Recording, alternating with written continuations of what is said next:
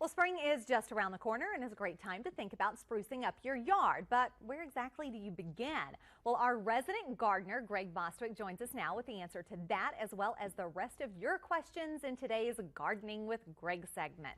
We brought it back. Time to start thinking about getting out in your yard. Yeah, exactly. And this nice little plant here is called a zonal geranium. Zonal, Z-O-N-A-L. Easy for you to say. Easy to say. But the reason why it's called that, it's got a little margin on the leaves. You know, you see the green, there's kind of a darker zonal margin around the edge. And I like geraniums. They're pretty easy to grow, actually. And you were saying that this one's been living out on your patio? It lasts all winter long. You just protect it just a little bit from the freezes, but it likes the cooler weather, so it really blooms.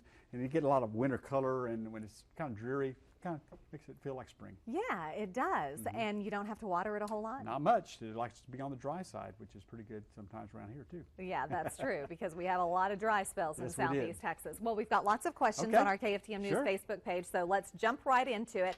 Patty Baird wants to know, what time of year do you replant miniature box hedge bushes? Well, best time is any time when it's dormant, pretty much, and I would think that this time is pretty much dormant, but you need to kind of move along here in that process, because I noticed a lot of the plants are beginning to try to wake up. You're seeing a lot of the buds, you know, being a swell on some of the trees. You want to try to do all this before all that happens, because you put a lot of stress on a plant, any plant, when you try to transplant when it's already growing. Okay, another question, Ricky Borez, what's the best thing to do for mites? There are some good chemicals out there. A lot of the best ones, I hate to, and I'm going to go ahead and endorse one, the Bayer products, the B-A-Y-E-R, make some really good products. And a lot of them are systemic, which means systemic, in other words, you mix up a batch of stuff, pour it on the plant, the base of the plant, and it ingests basically the poison into the root system, into the plant. Now, obviously, you can't use that on vegetables. Right, then because you're going to eat it. But on ornamentals like roses and other flowers and things, that's a real good thing to use, because it will. They actually have a miticide in the liquid. Okay. What type of herbs are best used for containers? Just about any of them, actually. I've got a lot of peppermints, you know, the different mints, and you know, basil will be fine, rosemary, all those different things. You can, you know, any of those type of plants you can actually keep under control by just a little bit of pruning. And a lot of folks don't have a lot of room. That's a good thing. They can have their own little herb garden on their patio or whatever. Okay.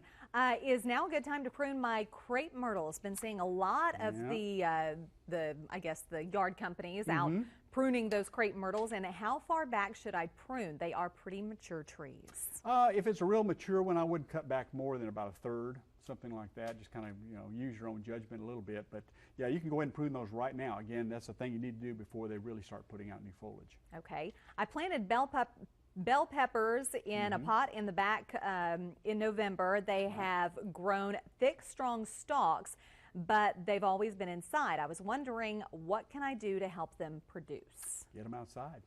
Really? Well, the thing is, I mean, they're not going to produce much fruit at all unless they're pollinated correctly. And a lot of things you have to have, you know, insect pollination, or in some fruits and vegetables, is actually the wind pollinates them by moving the different pollen particles around. So in the house, you're not going to do very well. So you need to get that outside. But the problem is right now, because we're still really in February, we're very cautious about putting stuff outside yet, especially peppers and tomatoes, because we still could have a freeze. Okay, I think we can get in one more. What is the best tiller for a small home plot with a lot of roots?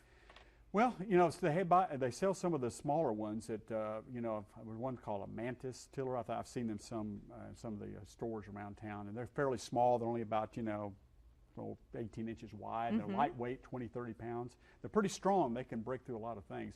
Versus buying one of those huge tillers, you know what I'm talking about, the rear tine tillers. They're very expensive as well. So try to get you one of those ones at some of the stores that sell the smaller tillers. All right, Greg, we've got lots of other questions. Unfortunately, we're out of time, so we'll get you back on and do this again. And by then, we'll really be in spring. That's right.